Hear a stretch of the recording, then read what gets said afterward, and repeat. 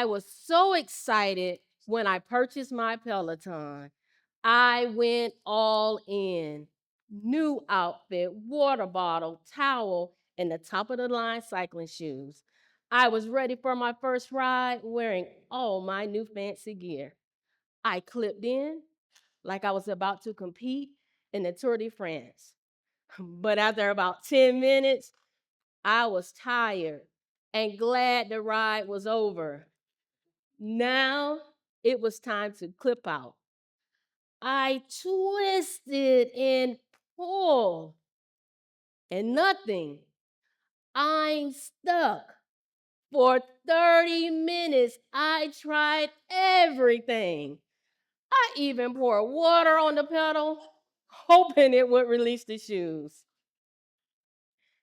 Finally, I pulled out my phone and Googled how to remove your shoes if you're stuck on a Peloton. And there it was, in bold print. All I needed to do was untie my shoe and step off. I laughed at myself that day, trapped by my own cycling shoes. However, I didn't laugh when I felt trapped by limits set by others who already decided I didn't belong in the race. After years in law enforcement, I finally earned the tenure and experience to apply for the sergeant promotion. When the announcement came out, I was excited and nervous, yet ready to take the next step. As I was completing my application, a coworker looked at me and said, "Don't waste your time. We already know who the next sergeant will be." He made sure to emphasize it was a man, as if that alone explained everything. My excitement turned into disappointment, a feeling I knew all too well. My body began to tremble. I crumbled up the application, threw it in the trash, and stepped out. As I walked down the hall, each step fueled the fire that was burning in me. They made a selection before everyone applied. Are you kidding me?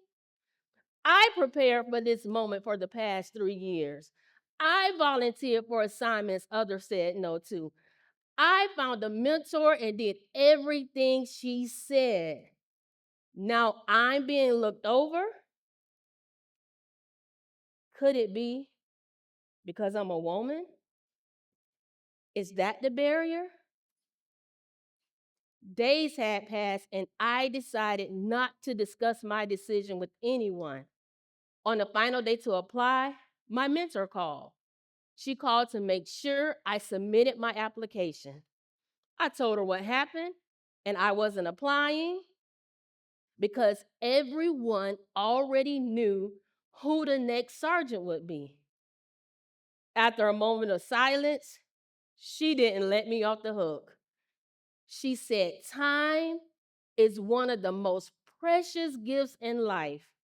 And once it's gone, you can never reclaim it. So you not applying is a waste of my time. And my time is too valuable to waste." Her words cut deep, and I began to feel like I let her down. Then she gently reminded me of the promises I made to myself and the commitment I made to the process. In that moment, I realized I didn't just let her down, I was letting myself down as well. After we talked, I submitted my application minutes before the deadline. And guess what?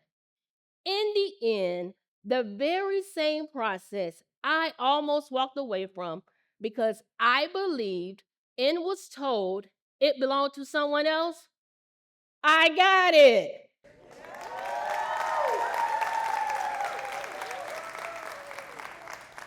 This woman was promoted to sergeant And it was my mentor who reminded me that giving up was not an option. And the illusion that I had created in my mind was based on negativity, doubt, and fear. Because of my mentor, I stayed the course. She didn't just show me the path, she reminded me I was already on it. Without my mentor's push, I would have likely walked away and wouldn't be in the position I am in today. In male dominated fields such as law enforcement, women often feel like the only. And that isolation can cause doubt when there should be confidence, fear when there should be courage. But mentorship changes that. It builds communities and foster connection, helping women feel seen, heard, and supported in spaces they are underrepresented. In 2023, research from McKinsey and Lean In revealed that women with mentors are more likely to be promoted than those without. That's the power of mentorship. It prepares women to lead and step boldly into spaces where they belong. Now, how do you find a mentor? I'll tell you. You go seek them out. Look for someone who leads the way you want to lead. Watch how they make decisions, handle pressure, and carry themselves. And go for it. Be bold enough to say, I admire the way you lead. Would you mind being my mentor?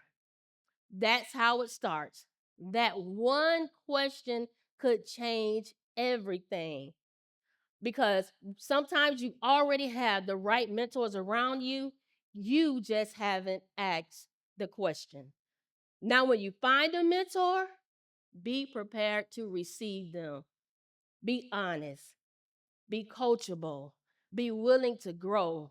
Because when you're willing to grow, the right people show up and tell you you already have what it takes. When women in law enforcement engage in mentorship, they break barriers and position themselves for advancement.